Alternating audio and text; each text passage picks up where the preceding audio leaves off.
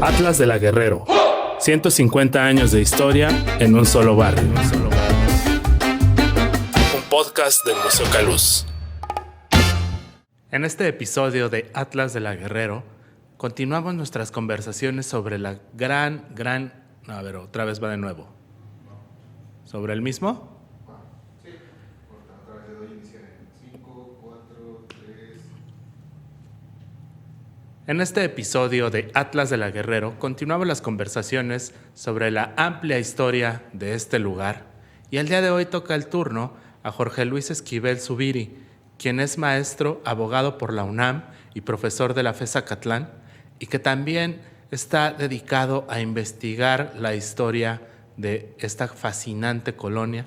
A lo largo de su vida ha documentado distintos momentos, desde su nacimiento, por allá de la década de los 70 hasta la actualidad, y desde hace varios años se dedica a compilar esta historia en un ensayo de largo aliento que muy pronto esperamos vea la luz pública. En este ensayo recopila distintas historias sobre la arquitectura, sobre algunos acontecimientos históricos como la Cristiada, como el terremoto de 1985 y algunos otros momentos que han simbrado a la vida nacional y que han tenido su lugar o su escenario dentro de esta emblemática colonia. Bienvenidos a Atlas de la Guerrero.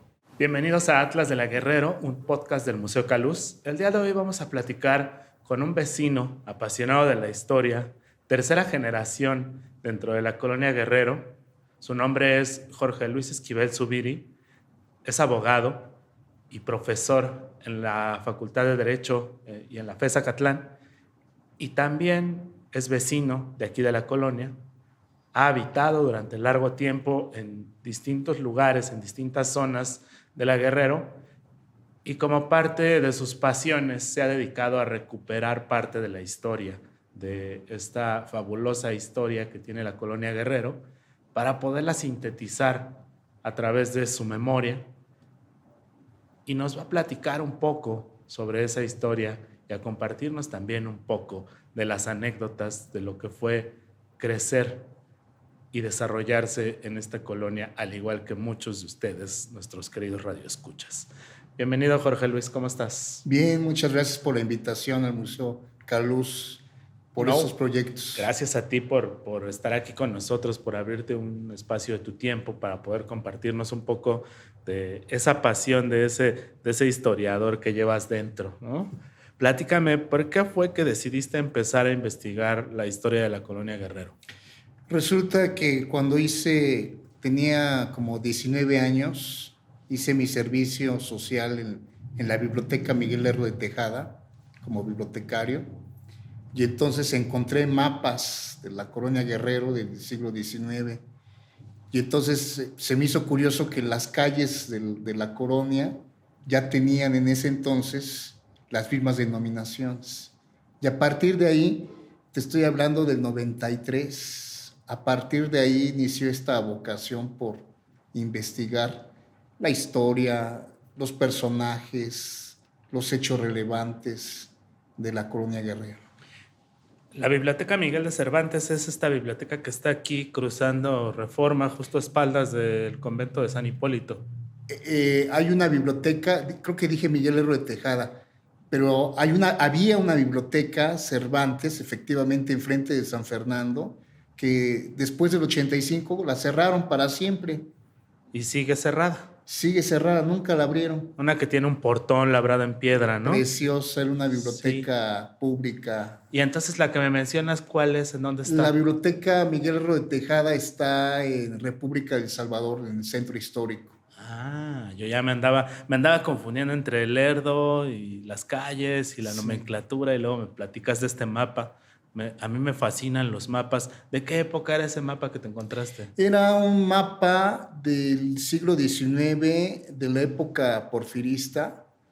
De hecho, daba cuenta de la inauguración del Mercado Martínez de la Torre.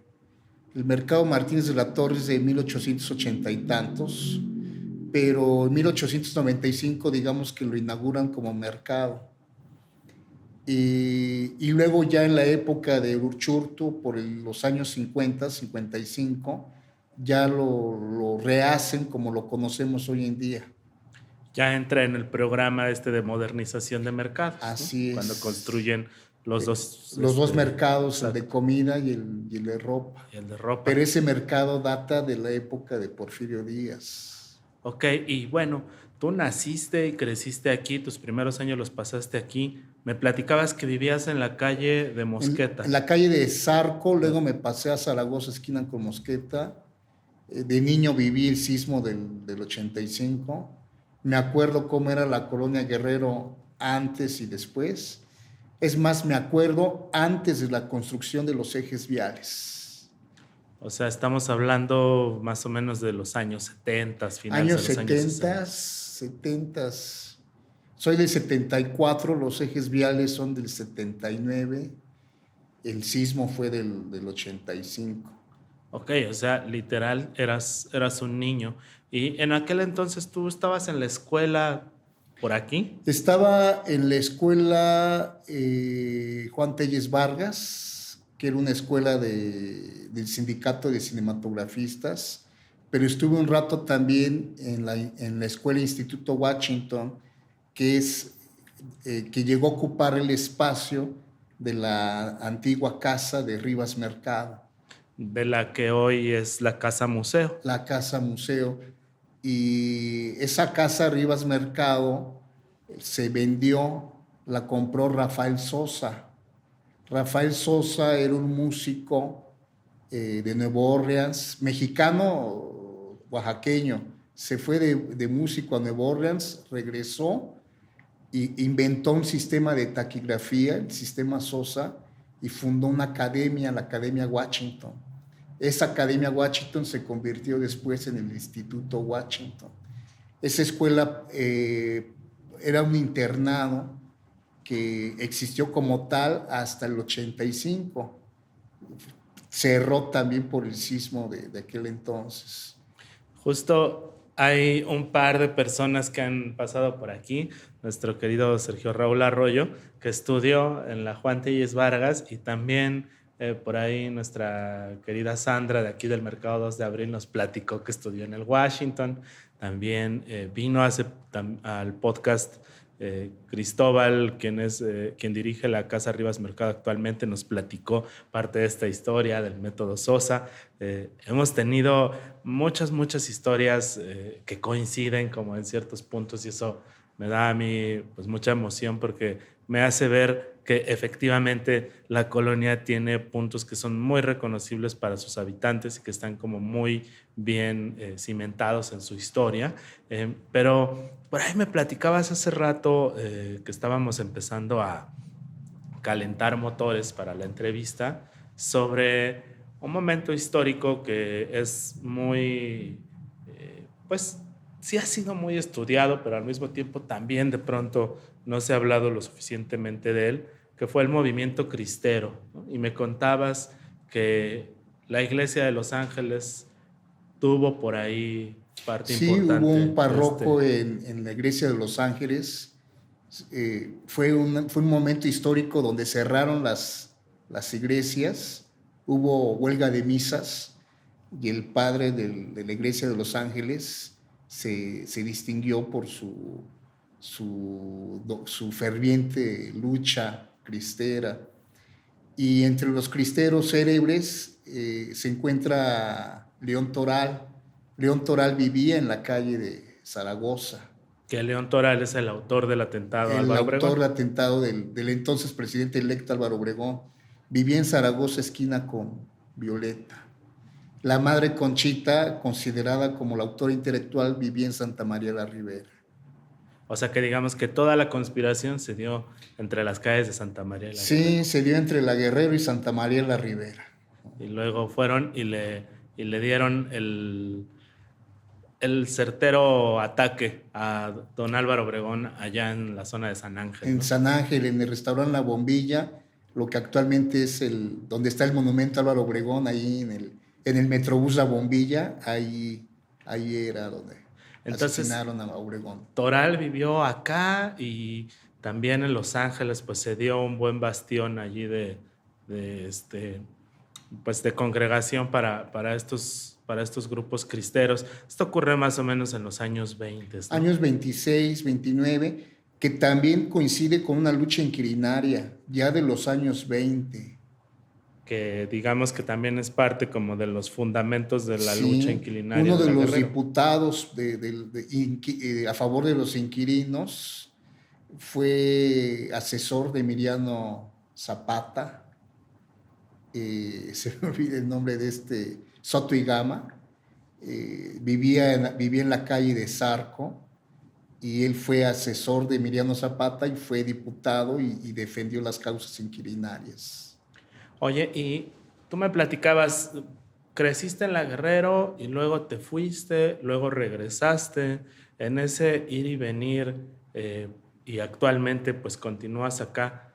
¿Cómo has sentido las transformaciones de la colonia? ¿Consideras que ha cambiado mucho en su forma, en su estructura, en su, digamos, como entramado social? ¿Cómo sientes La Guerrero? Pues lo que he sido como testigo sí ha cambiado, ¿no? Actualmente vivimos un problema de inmigración haitiana, venezolana, hondureña,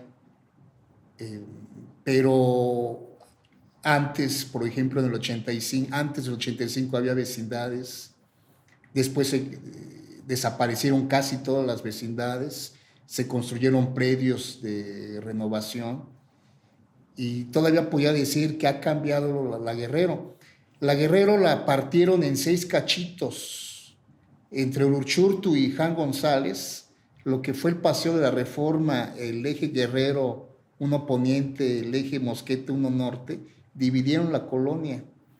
Entonces es una colonia que, si hablamos de la colonia de los años 50, no es la misma de los años 80 o la actual. Es una colonia que ha sobrevivido a la mancha, al crecimiento urbano, a los proyectos urbanistas.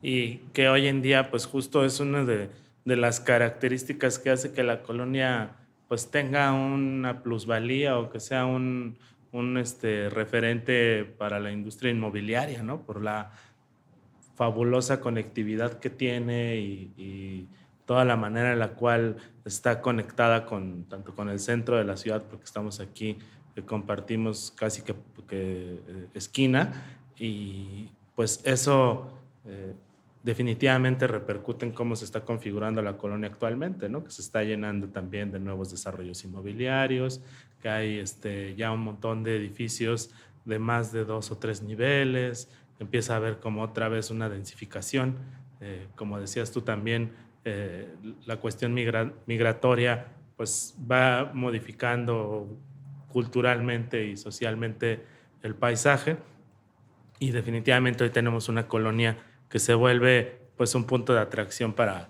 la inversión inmobiliaria, que se habita de nuevas personas que originalmente no ven. La Guerrero, por su posición céntrica, siempre ha sido un lugar donde confluye la migración. En parte se debió a los ferrocarriles. En la época del Porfiriato hubo 2 empresarios dedicados al sector inmobiliario. Fue Manuel Escandón. El otro era un abogado, Rafael Martínez de la Torre. Fueron los que compraron la colonia. Bueno, no era la colonia, eran los terrenos, propiedad de un tal señor de apellido Atilano. Y compraron estos terrenos y fincaron, construyeron. Pero también fue una zona, hubo un momento en que la colonia originalmente era San Fernando, por el convento de la iglesia de San Fernando. Hubo un momento en que iba a convertirse en una zona residencial, como lo son sus colonias gemelas, Santa María la Ribera, La Juárez, Tabacalera.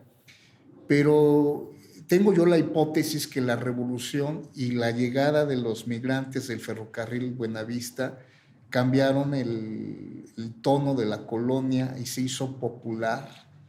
Y muchas casonas, por ejemplo la casa de Casasús, que estaba enfrente de la casa de Rivas Mercado, fue una casa que fue asaltada por los revolucionarios. Ahí se quedó Lucio Blanco y ahí creó una vecindad.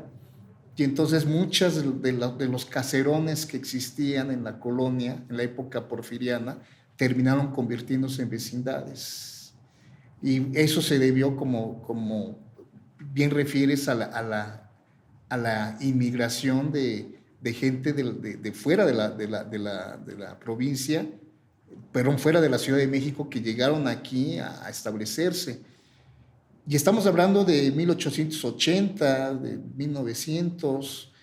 Ahorita, 100 años después, 2020, estamos viviendo quizás algo parecido, ¿no? La mancha urbana, el crecimiento de la ciudad, la nueva inmigración ahora extranjera, pues desde luego va a cambiar un perfil de habitante de aquí de la colonia.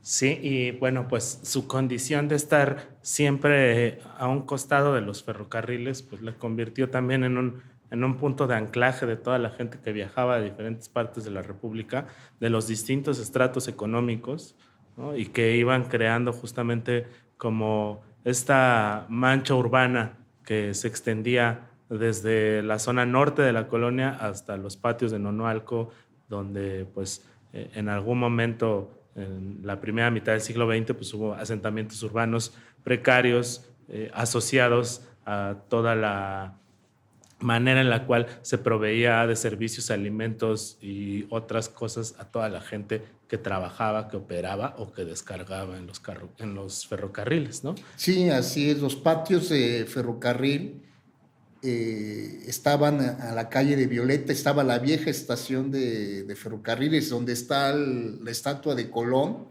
que por cierto se ha salvado. Ahí estaba No se han dado cuenta de que no está se ahí. han dado cuenta de que existe ahí. Ahí estaba la primera estación de ferrocarril, pero en la época más o menos de los 60s, cuando era presidente López Mateos, se construye la nueva estación de ferrocarriles, que es la que actualmente conocemos y que en el 2006 se convirtió en el tren suburbano. Y que estuvo por ahí más de una década como en el abandono, porque cuando se cerraron los trenes, ¿no? El ferrocarril cerró en el 95 cuando se privatizó. Todos saben cuándo se inauguró el ferrocarril, 1876, México-Veracruz, pero era una terminal de ferrocarriles que conectaba con toda la República Mexicana. Pero la privatización de los ferrocarriles en el 95 tuvo como consecuencia que cerrara la estación y también cerró la inmigración, porque había personas de Oaxaca, de Chiapas, de Puebla, de Veracruz, que llegaban a la colonia, pero a través del ferrocarril.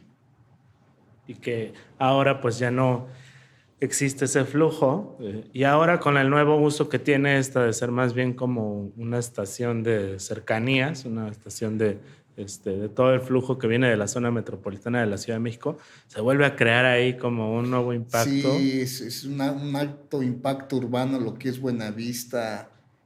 Hay un CETRAM ahí, está 2 líneas de Metrobús, el tren suburbano. Sí, es caótico Buenavista, es un polo de desarrollo también económico que no existía antes, lo que fue esa plaza, ¿no? La plaza, que no es la única plaza, ahí en la colonia, ahí también la colonia Guerrero, pero ya colindando con Tlatelolco, sobre Ricardo Flores Magón, hay otra plaza comercial donde, por cierto, encontraron ruinas arqueológicas. Que están allí, ¿no? Abajo. Que están abajo, ¿no? Que seguramente hay muchas ruinas arqueológicas. Sí, un amigo me decía del parque, que vivía vecino del Parque de Los Ángeles, me decía que había pirámides en la Plaza de Los Ángeles, ¿no? Y bueno, yo decía, ¿será? Yo creo que sí, por la cercanía de Tlatelolco. De hecho, la Guerrero, si tú haces un mapa de lo que era Tenochtitlan, la Guerrero era un barrio de Tenochtitlan, que era el barrio de Huepopan. Y entonces colindaba con Tlatelolco. Entonces quizás si le rascamos podemos encontrar ahí un vestigio azteca. Sí, pues justo hace unos años que estaban haciendo unos trabajos de reestructuración del sistema hidráulico de la zona de aquí de la Santa Veracruz, pues aparecieron unos vestigios arqueológicos y aparecieron también figuras que fueron ya registradas por el INBA. Y pues en efecto, pues aquí debajo de estos suelos debe de haber muchísimas cosas que todavía tienen oportunidad de platicarnos un poco más sobre la historia que no conocemos. El famoso tesoro de Moctezuma. de Moctezuma, que cuenta que Cortés sobre esta avenida México-Tacuba se estaba ya escapando con el tesoro y fue sorprendido por los aztecas. En esta avenida, que es un caos también, Paseo de Reforma, Avenida Hidalgo, Avenida Juárez, ahí se desarrolla una batalla y los sobrevivientes españoles de esa batalla fundaron la iglesia de San Hipólito, la ¿Qué? que está aquí, la que conocen hoy como iglesia de Judas, de San Judas Tadeo, pero originalmente es la iglesia de San Hipólito. Sí, que son los mismos que huyen hacia Popotla y lloran la derrota ahí en el árbol, ¿no? Así es. Y el tesoro quizás quedó por acá.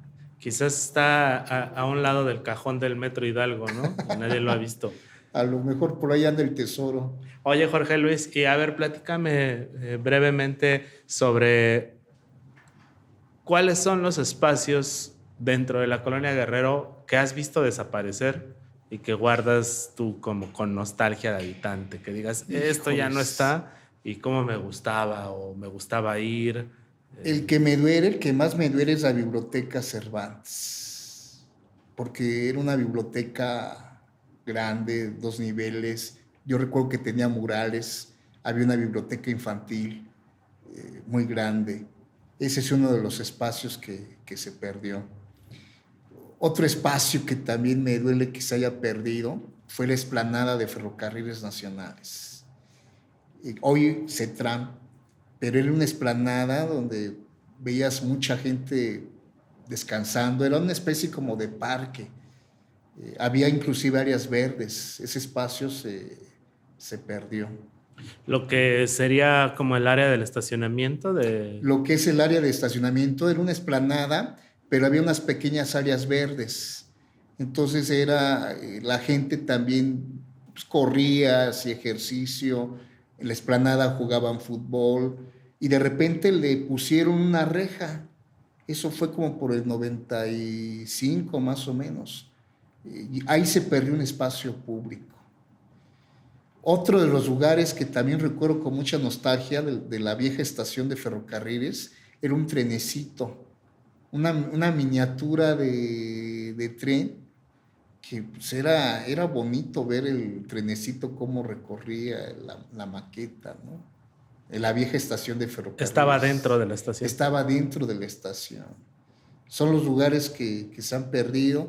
Y obviamente recuerdo mis amigos de primaria que vivían en vecindades con Tepanco, que también desaparecieron. Durante el sismo vivían en campamentos comunitarios. Hagan de cuenta, eran cuartos donde se compartía el gas y había baños, varios baños, ¿no?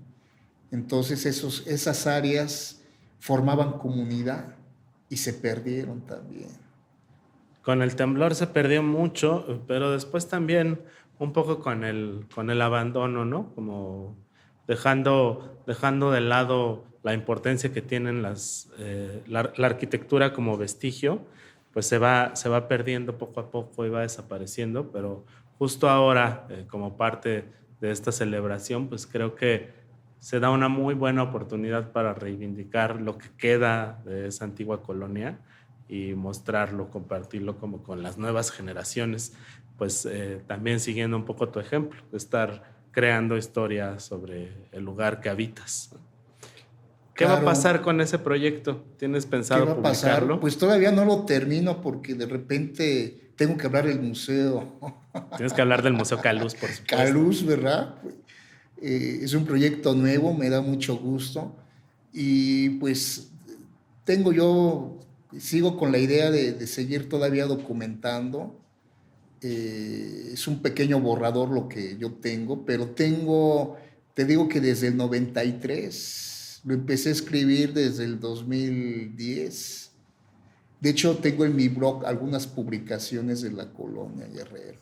Ok, ¿cómo podemos encontrar esa información? ¿En un blog? En mi blog, Jorge Luis Esquivel Zubiri, Colonia Guerrero, ahí. Y en las redes sociales, cuando suben fotografías de la colonia, me gusta dar comentarios también, ¿no? Sí, pues justo ahora las redes sociales nos han funcionado mucho para crear un buen sistema de reforzamiento de la memoria donde mucha gente comparte no solamente imágenes, sino también anécdotas o historias que alimentan pues toda esta manera que tenemos de construir nuestra idea de este lugar que habitamos, que es La Guerrero y que De hecho, cumple 150 años. un detalle que se tiene que recuperar de la memoria es que aquí fue tierra de boxeadores, pero también de actores. Aquí hubo muchas carpas, hubo empresarios, que Manuel Briceño, por ejemplo, que después se le conoce como el cine briseño, que ya cerró, pero era un empresario de la farándula de aquel entonces, ¿no? Las carpas, ¿no? Sin duda jugaron un papel súper Mario importante, Moreno ¿no? Cantinflas, ¿no? Tan solo aquí en el Museo Caluz, aquí nació Germán Valdés Tintán. Sí, y sí hemos platicado sobre estos personajes. Justo hicimos un especial con Alejandro Pelayo, quien es director de la Cineteca Nacional, y platicamos mucho sobre la forma en la que se retrató esta colonia o cómo también esta colonia inspiró varias películas por allí, desde películas de vecindad hasta películas románticas, hasta películas de cine negro, ¿no? Donde aparece el personaje oscuro, las mujeres de la vida galante. El hombre de papel de Ignacio López Tarso, en la trama, destruyen la colonia. Yo tengo la hipótesis que era la colonia Guerrero, Cuando hacen la ampliación de cuando hacen Reforma, ¿no? la ampliación. Ya hay otra que se llama el Tívori, que por cierto el Tívori era un antro. Teníamos un regente que era Manuel Uruchurtu, que fue el que amplió el Reforma y de paso se llevó el Tívoli, ¿no? Y muchos cabarets que existían y carpas, ¿no?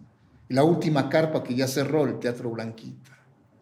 El último vestigio de esa era, ¿no? Que está allí también, pues esperando a que alguien llegue y le dé un nuevo uso. Esperemos que no lo vayan a tirar, que no se les ocurra Esperemos que tirar. no, porque es parte pues aquí fue la farándula, aquí los primeros actores populares y la gente de barrio que eran los boxeadores, el Kid Azteca, el Chango Casanova, fueron boxeadores que de aquí salieron. Bueno, no solamente boxeadores, también luchadores de lucha libre, ¿no? Entonces, es una colonia popular de muchos personajes históricos. Sí, ahora que mencionas lo de los luchadores, justo el Metro Guerrero tiene todo un espacio Pues dedicado a tiene los una luchadores, exposición ¿no? dedicada a la lucha. Sí, yo de niño, de travieso, quería borear, me daba mi cajón de boleo, pero quería borearles a los luchadores, vivían muchos en Magnolia, entonces yo quería borearles a ellos, les tocaba la puerta y yo esperaba que me atendieran los luchadores, pero con su máscara. Y los veía sin la máscara, que era justo lo que quería ver todo el mundo. Así es, quería conocerlos con la máscara, ¿no? Órale, ¿qué luchadores vivían por ahí en Magnolia? No tengo así precisado el nombre de los luchadores, pero había un gimnasio, no sé si esté todavía, que era el gimnasio Atlas, entre Zarco y Degollado, donde entrenaban los luchadores ahí. Y los boxeadores Y también. los boxeadores también. Pues sí, y ya ni qué decir del baile, ¿no? Que pues ya del baile ya no hablamos, pero pues también el baile ahí presente desde los salones Salón Los Ángeles. hasta el rock con el Tianguis del Chopo, ¿no? Que Tianguis del también, Chopo, Saúl Hernández, que también salió de Violeta, el vocalista de los Caifanes, el Tianguis del Chopo, que originalmente era del Museo del Chopo, luego se fue a Santa María de Rivera hasta que llegó a la calle de Aldama, ahí se estableció. Y ahí sigue. Y ahí sigue el Museo, el Tianguis Cultural del Chopo. Que es una historia que tenemos por allí pendiente de platicar del Tianguis del Chopo. Pues te agradecemos mucho haber estado por acá con nosotros, compartiéndonos parte de tus memorias y también parte del conocimiento que tienes sobre la Colonia Guerrero, que sin duda es vasto y que pues no acabamos de contar la historia de este lugar. Llevamos un montón de capítulos y seguimos desmenuzando a la Guerrero. Muchas gracias, Jorge Luis. Estaremos pendientes de ver qué ocurre con ese manuscrito que estás haciendo sobre la historia de la colonia. Muchas gracias y al Museo Caluz por la invitación. Hasta luego. Nos escuchamos en el próximo episodio de Atlas de la Guerrero.